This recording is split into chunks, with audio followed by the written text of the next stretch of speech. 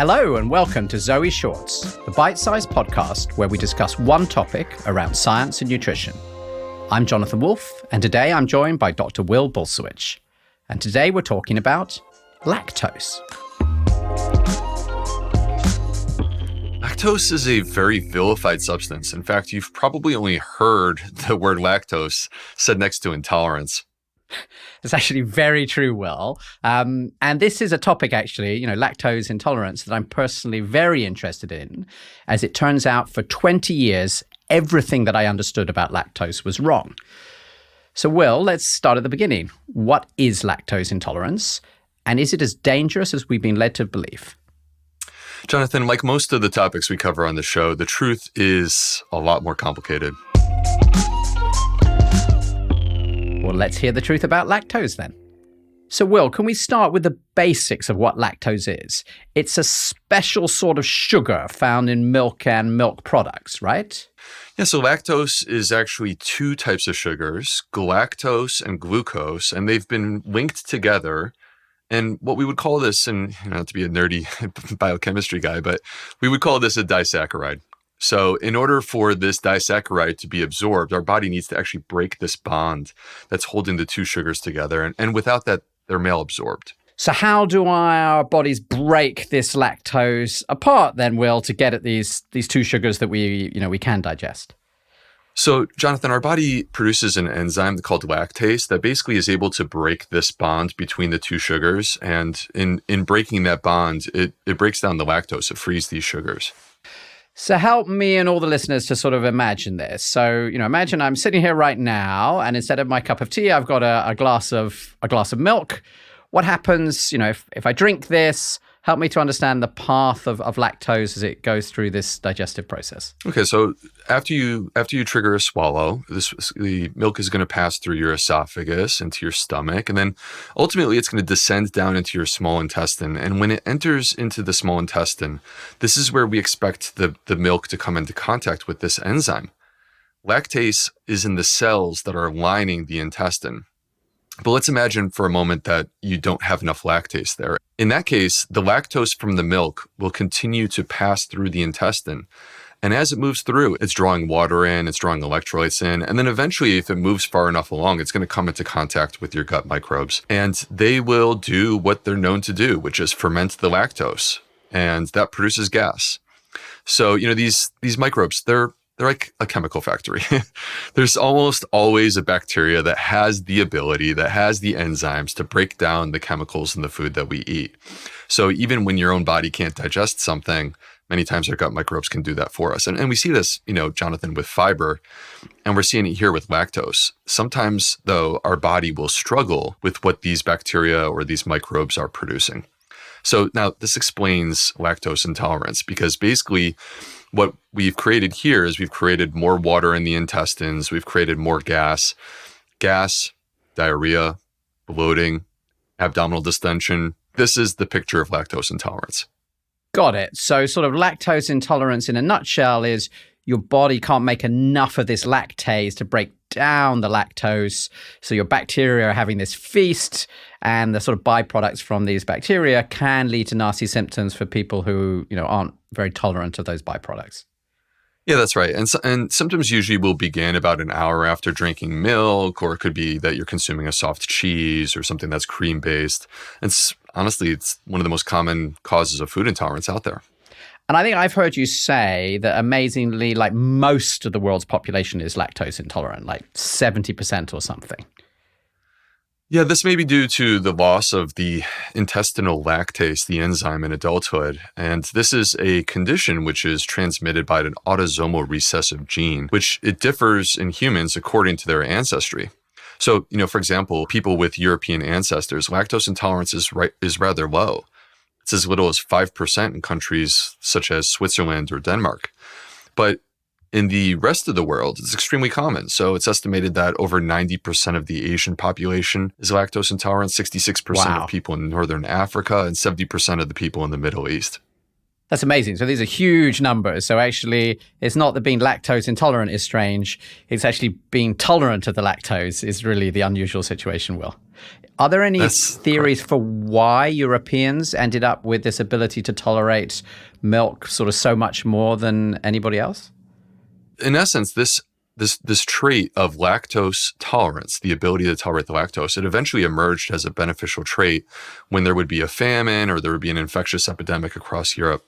So, for example, it's well studied that countries like Scandinavia have very heavily dairy-based diets compared to the Mediterranean diet, which is more focused on olive oil and a wide variety of plants and fish and a little bit of meat. So, interestingly, tolerance for lactose only became common in Europe in 4,000 or 5,000 years ago. So, is lactose intolerance dangerous, Will? It's uncomfortable. It can affect your quality of life, but it's not dangerous. And it's important to make sure that when you suspect that it could be lactose intolerance, you have to make sure that it's not a cow's milk allergy. And Will, you've sort of talked about allergies, at length on a previous podcast. And my simple takeaway was that an intolerance doesn't involve the immune system, and often you can reduce it actually by exposure. Whereas an allergy is when the immune system responds to a trigger, it responds to a really tiny amount of whatever this food is, and it can be really dangerous. Did I summarize that okay? Yes, you nailed that. Exactly. And it's important for people to understand how dangerous these allergies can be. They can lead to rashes, hives, throat swelling, difficulty breathing, and that's where it can be life-threatening. So cow's milk allergy is usually to a protein in the cow's milk. It's not actually to the lactose at all. If you have a cow's milk allergy, you need to avoid cow's milk altogether because that's the only way to really be safe. And Will, I'd love to talk about that point for a minute because I think most people do not understand this difference between intolerance and allergy. And, that is certainly, my own personal experience. I was diagnosed as lactose intolerant more than 20 years ago when I had these food intolerances in my early 20s. And my understanding was that I therefore had to give up all dairy. And indeed, this was part of the advice that made me move to this really restricted diet as a way to try and sort of stop all of these intolerances that I was having. And it's really only when I met Tim, that I started to realize that sort of almost everything I was eating was wrong. And one of the things I realized was I didn't need to give up dairy. If I was allergic to dairy, you have to give up all of it because even a tiny amount is going to trigger this immune system response, right? Well, but actually intolerances are normally triggered by volume. But my big discovery, which I had no idea about, was there's loads of dairy products that contain very little lactose at all. And so, for example, if you're eating a hard cheese or even, quite a lot of yogurt, these have much lower levels of lactose. And so, in my case, and I think for many people who might be listening to this, you'll find, wow, I can eat a hard cheese. And in my case, I can also eat, plenty of yogurt. And I don't have any issues, even if I were to drink, half a liter pint of milk, then I'm probably still going to feel uncomfortable even today. Yeah, Jonathan, just to kind of riff off of that or to comment on this from a medical perspective, the last thing that I would ever want a person to do is to feel like they have to eliminate foods from their diet because they're causing digestive symptoms when in many cases there's a path towards healing that will allow you to tolerate and enjoy those foods and also receive the nutritional benefits that come from those foods. And what you're speaking to here is just one example of a person who's suffering with a food intolerance and sort of spinning into a more restrictive diet. Restrictive diets really don't turn out to be the solution to these problems. At the end of the day, they're in many cases going to make your gut health worse. So what we want is we want a way in which we can lean into these foods, overcome the food intolerance, and actually restore our gut and restore our ability to tolerate these foods. And I do think that's possible. It's possible with the types of foods that we're talking about today, lactose-containing foods. And it's also possible with other types of foods, such as high FODMAP foods that people may struggle with. And I love this message, and it's definitely been my own personal experience. And obviously, people have different experiences, but I'm also very sympathetic. It's very easy if you are having digestive problems, they can really affect your quality of life. So, sort of trying to just exclude all of these things is, I think, a very natural response. And then in my case, I think you only realize much later that you're probably excluding all of these things that are so good for your health.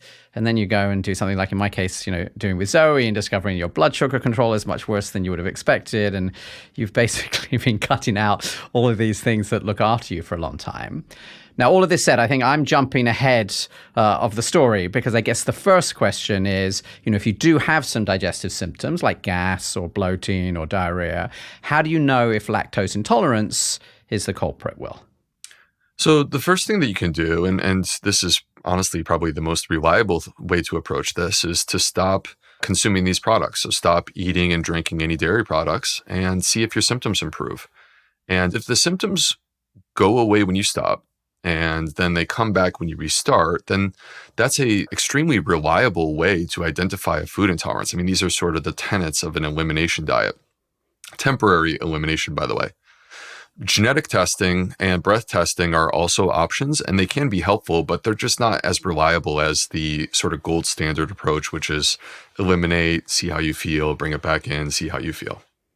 And let's say you've done this elimination, you see this really clear signal when it's gone and when it's not, which is always harder in real life to do than it sounds in theory, I would add. But let's say you've done that enough that you feel really, quite confident about this. Is there anything that a listener can do to improve their lactose intolerance symptoms if they have discovered that it's clearly associated with eating this dairy? So when we think about this, the first option is pretty obvious, which is that you can cut down the amount of dairy that you're consuming. This does not require you to make an absolute elimination or a permanent elimination. It's instead moderating the amount that you consume all at once. Another thing that you mentioned, Jonathan, that I want to touch on real quick, fermented dairy tends to be tolerated much better by people who have lactose intolerance. So you will find that if you take a glass of milk and you turn it into kefir, the kefir doesn't seem to trigger symptoms in people. They tolerate it really well. And the same would be true with hard cheeses as opposed to soft cheeses. So consider fermented dairy as an option. By the way, I would argue that's also a more healthy version of dairy.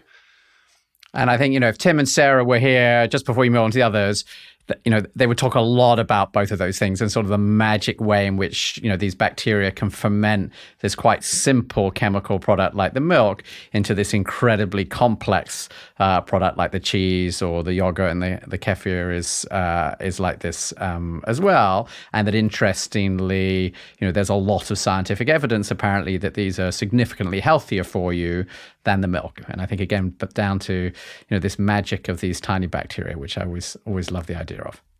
Yeah, I think that with all foods, there's sort of a spectrum of like healthier versions and less healthy versions. We see this in dairy, we see this in plant-based foods, we see this in animal-based foods. So, and what's kind of exciting about this is that when you consume the fermented dairy product, I would argue this is a healthier version. It's also fermented, so in many cases it will have live bacteria, which is actually to our gut benefit. Now, all of that said, when I'm on holiday in Italy in the summer, which is the thing that I look forward to so much every year with my kids, I'm definitely eating gelato. There is no chance I could be like, no, I'm only going to have cheese. So, I think this idea you should just give it all up is also unreasonable. So tell us about how else you can manage the lactose intolerance symptoms, Will. You could take lactase supplements. They're highly effective. You simply take them with the meal. It's actually possible, believe it or not, Jonathan, to boost your own ability to digest lactose. As you slowly increase the amount of lactose in your diet, your body will adjust and accommodate it.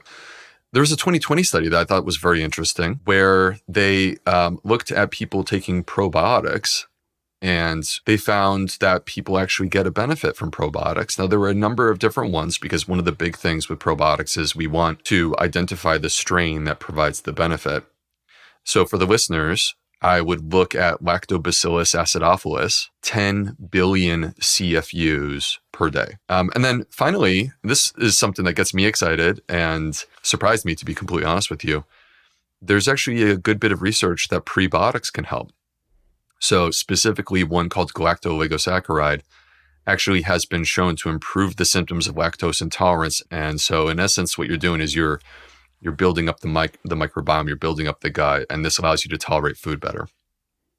And I think these are all like specific examples of a broader trend that I think I've seen personally, and that I know a lot of other people have seen, which is, if you can improve your gut health, you're eating a diet which is much more supportive, hopefully, of a healthy microbiome, then actually just in general your ability to tolerate food improves. And prebiotics is just basically food, isn't it, of particular types that supports your bacteria. So I think that's an exciting message as well, that there've been these studies that have shown in these particular, quite focused interventions, real benefit.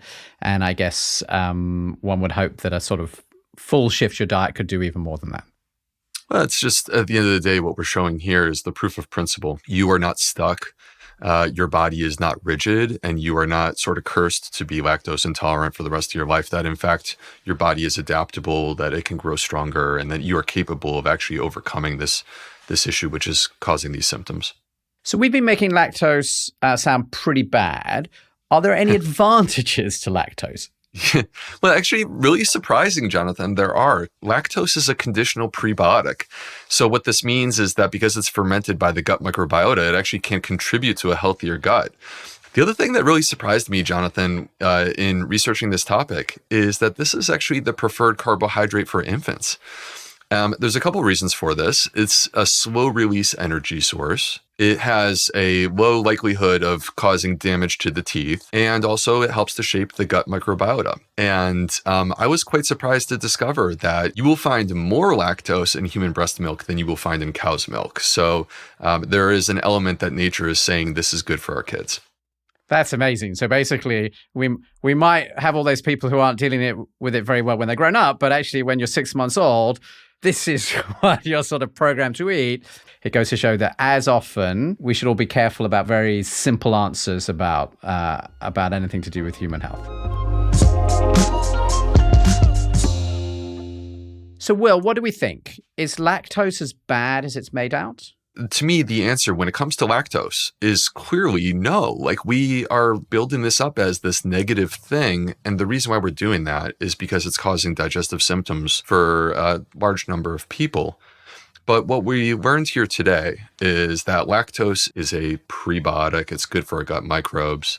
That human breast milk contains a significant amount of lactose intended to feed our children. And importantly, that lactose intolerance, that there are strategies that we can use that will allow us to overcome the lactose intolerance, whether that be modifying our food, modifying the quantity of the food, or doing other things to support our gut biome in our ability to process the lactose. So I think that the bottom line from my perspective here, Jonathan, is that I think lactose has been inappropriately vilified. And I'm glad that we got to cover this and sort of clear the air.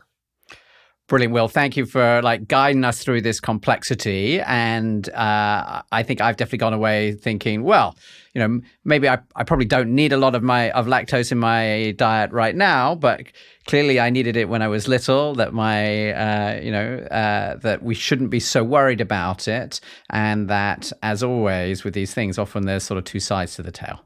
100%. And I think that you have to find what works for you and what really guides you to better health and makes you feel great. Brilliant. Well, I hope you enjoyed this week's episode. If you'd like to try ZOE's personalized nutrition program to learn how to eat for your body and improve your health, you can get 10% off by going to joinzoe.com/podcast. I'm Jonathan Wolf. And I'm Dr. Will B. Join us next week for another ZOE podcast.